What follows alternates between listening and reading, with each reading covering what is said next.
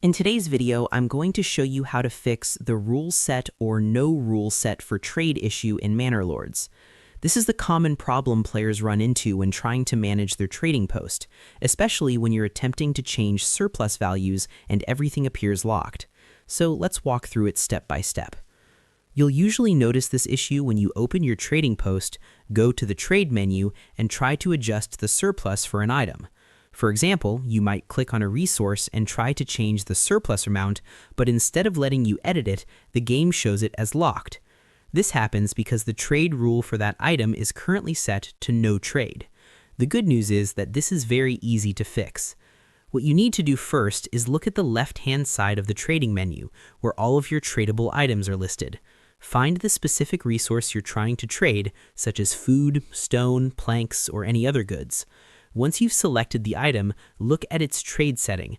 If it says no trade, that means the game won't allow you to adjust the surplus for that item.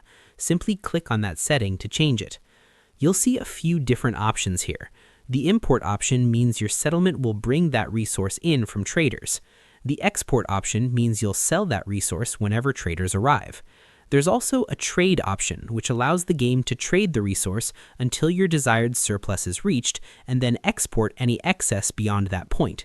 Which option you choose really depends on your settlement's needs.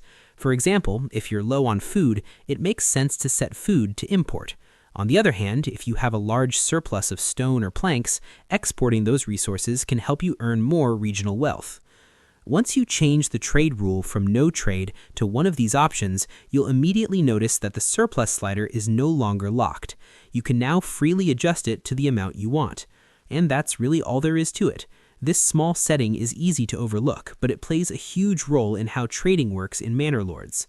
If you found this video helpful, make sure to like, subscribe, and leave a comment below letting me know it helped. Thanks for watching, and I'll see you in the next one.